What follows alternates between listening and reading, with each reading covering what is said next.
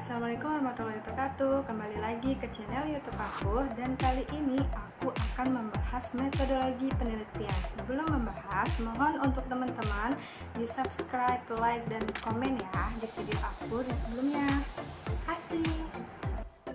Nah, kali ini aku akan membahas metodologi penelitian, sistematika usulan penelitian skripsi kuantitatif A, latar belakang masalah, berisi latar belakang masalah, identifikasi masalah, rumusan masalah, dan batasan masalah, tujuan dan manfaat penelitian. B, tinjauan pustaka berisi uraian teori atau rujukan yang memberikan argumentasi teoretik terhadap konsep-konsep yang menjadi fokus penelitian hipotesis. Sistematika usulan penelitian skripsi kuantitatif. C, metode penelitian. 1. Batasan konsep dan definisi operasional variabel atau memberikan tolak ukur atau parameter suatu variabel penelitian diukur. 2. Validitas dan reliabilitas instrumen penelitian. 3. Teknik pengumpulan data atau memberikan penjelasan teknik pengumpulan data yang digunakan. 4. Populasi, sampel, dan teknik pengambilan sampel atau memberikan penjelasan yang menjadi satuan populasi, sampel, jumlah populasi, dan sampel serta teknik pengambilan sampelnya. 5. Teknik analisis data atau memberikan penjelasan teknik analisis atau uji statistik yang digunakan. Perlu diingat bahwa penggunaan teknik analisis data harus konsisten dengan jenis datanya. Nah, kalau yang ini sama seperti di awal, tetapi hanya berbeda di kualitatifnya saja. Sistematika usulan penelitian skripsi kualitatif. A. Latar belakang masalah atau berisi latar belakang masalah, identifikasi masalah, rumusan masalah, dan batasan masalah, tujuan dan manfaat penelitian. B. Tujuan pustaka atau berisi uraian teori atau rujukan yang memberikan argumentasi teoretik terhadap konsep yang menjadi fokus penelitian, hipotesis. C. Metode penelitian. 1. Batasan konsep dan definisi operasional variabel atau memberikan tolak ukur atau parameter suatu variabel penelitian diukur.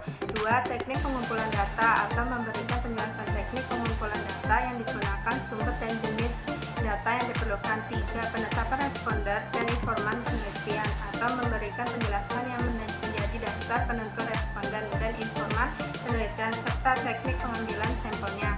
4. Teknik analisis data atau memberikan penjelasan teknik analisis data yang digunakan. Perlu diingat bahwa penggunaan teknik analisis data harus konsisten dengan jenis datanya. Jelaskan pendekatan yang digunakan, proses penafsiran, dan penyimpulan hasil penelitiannya. Metodologi penelitian, teori, konsep, dan perumusan hipotesis. Landasan teori. Yang pertama, usahakan pustaka terbaru, relevan, dan asli dari jurnal ilmiah. Yang kedua, uraikan dengan jelas kajian pustaka yang menimbulkan gagasan dan mendasari penelitian yang akan dilakukan. Yang ketiga, tinjauan pustaka menguraikan teori, temuan, dan bahan lainnya yang diperoleh dari acuan yang dijadikan landasan untuk penelitian yang diusulkan. Yang keempat, uraian tinjauan pustaka yang menjadi landasan untuk menyusun kerangka atau konsep yang akan digunakan dalam penelitian. Yang kelima, tinjauan pustaka mengacu pada daftar pustaka. Teori, konsep, dan perumusan hipotesis. Landasan teori. Ada juga manfaat landasan teori. Yang pertama, memperdalam pengetahuan tentang bidang yang diteliti. Yang kedua, mengetahui hasil penelitian yang berhubungan yang sudah pernah dilaksanakan. Yang ketiga, memperjelaskan masalah penelitian, dan ada juga penulisan sumber catatan.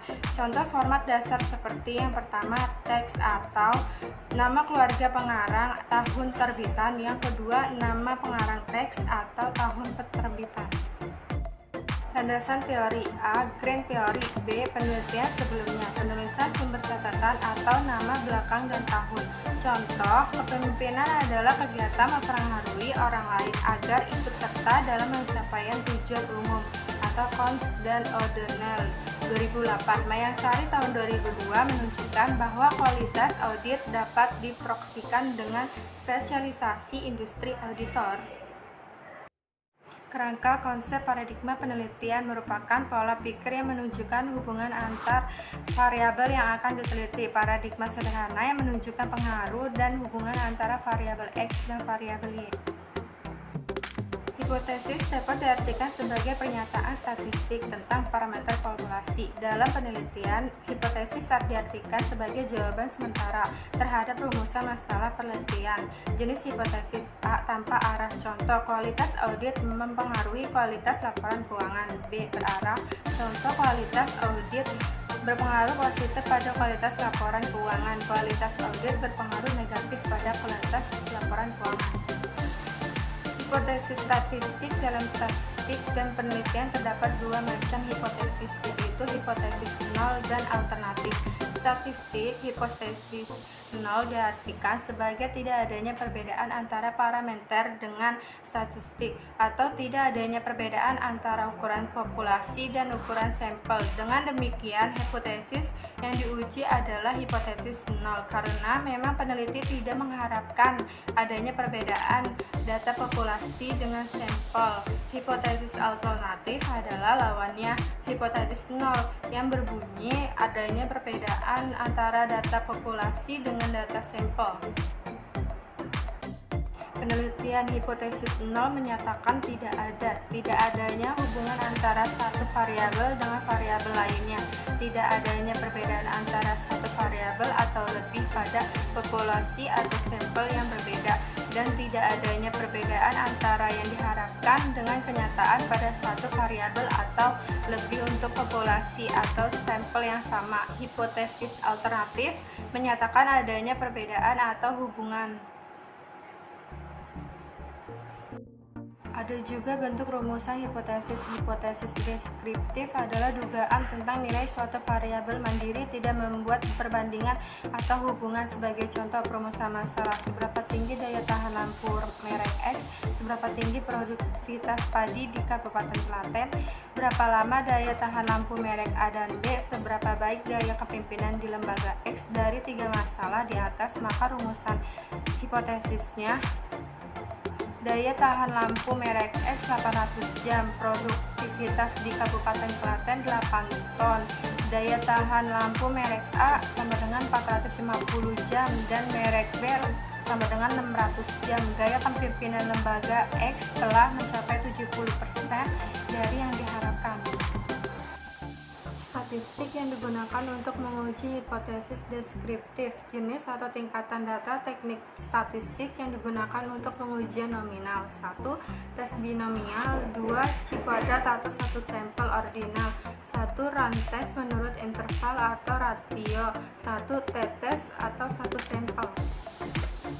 Hipotesis komparatif. Hipotesis komparatif adalah pernyataan yang menunjukkan dugaan nilai dalam satu variabel atau lebih pada sampel yang berbeda. Contoh rumusan masalah komparatif: adakah perbedaan kualitas audit KAP Big 4 dan non-Big 4? Hipotesisnya tidak terdapat perbedaan kualitas audit KAP Big 4 dan non-Big 4.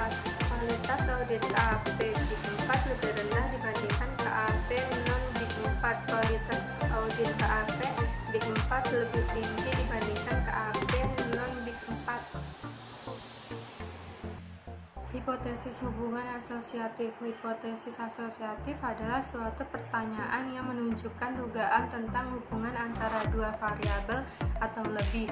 Contoh rumusan masalahnya adalah: adakah hubungan antara gaya kepemimpinan dengan efektivitas kerja?